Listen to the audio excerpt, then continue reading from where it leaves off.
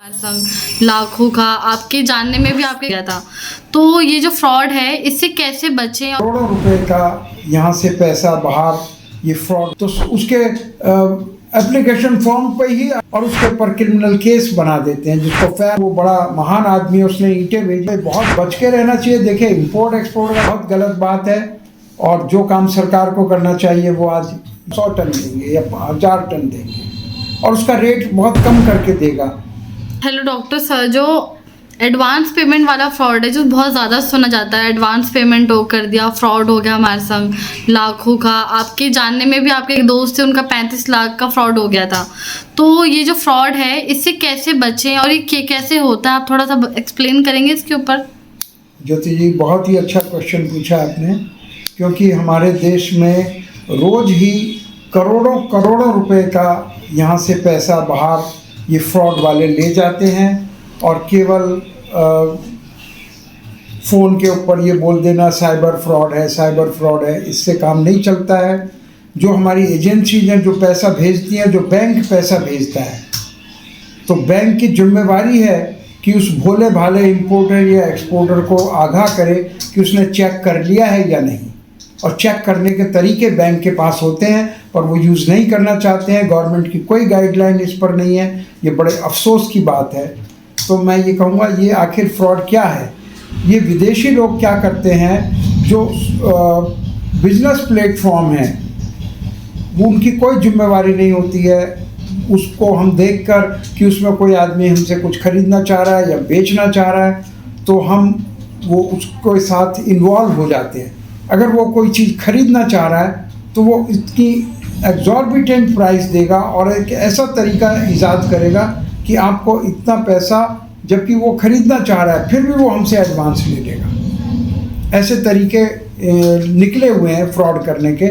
और इंपोर्ट में तो ये बहुत ही होता है। वो एक बड़े प्रोडक्ट का बहुत सस्ता रेट देगा। फॉर एग्जांपल, जैसे कॉपर है, कॉपर 600-700 रुपये किलो है, वो वहाँ से उसका रेट देगा 200 रुपये किलो और फिर वो कहेगा कि आप इसमें हम मिनिमम क्वांटिटी इतना देंगे, 20 टन देंगे या 100 टन देंगे या 1000 टन देंगे और उसका रेट बहुत कम करके देगा। फिर वो कहेगा हमें सिर्फ 5% चाहिए। तो यहाँ का आदमी बड़ा खुश हो जाएगा, इतना सस्ता केवल 5% में। जैसे यहाँ की सरकार कई बार उसके 100 फ्लैट निकले हुए हैं, उसमें वो लॉटरी निकाल देती है तो उसके एप्लीकेशन फॉर्म पे ही अरबों रुपया इकट्ठा हो जाता है।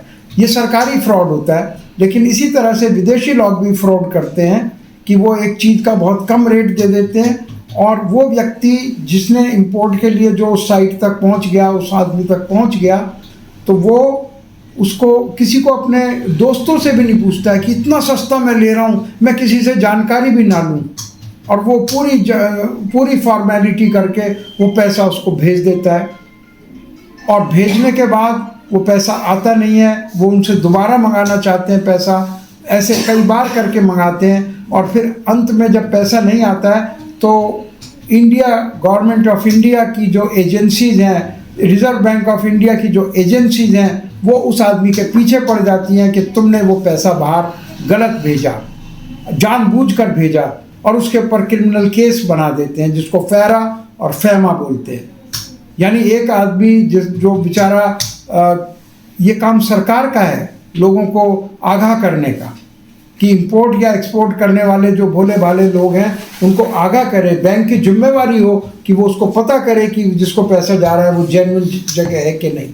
लेकिन उससे बच के, लेकिन जो आम आदमी है वो तो मुसीबत में पड़ ही जाता है। तो मैं यही कहूँगा, स्टार्टअप इंडिया प्लेटफॉर्म जो है वो ऐसे जो नए बिजनेस करना चाहते हैं, इंपोर्ट या एक्सपोर्ट करना चाहते हैं, उनकी हेल्प करता है।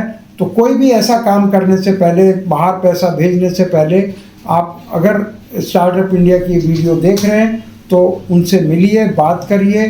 फ्री सर्विस है कि आप उनसे बात करिए और वो आपको बताएंगे कि कैसे चेक करना है कि आपको एडवांस नहीं भेजना है। और हमारे साथ, हमारे लोगों के साथ ऐसा कई बार फ्रॉड हुआ है। आप हमारे पास उनकी वीडियोस हैं कि उन्होंने पैसा भेजा और वापसी में ईंटें आ गई।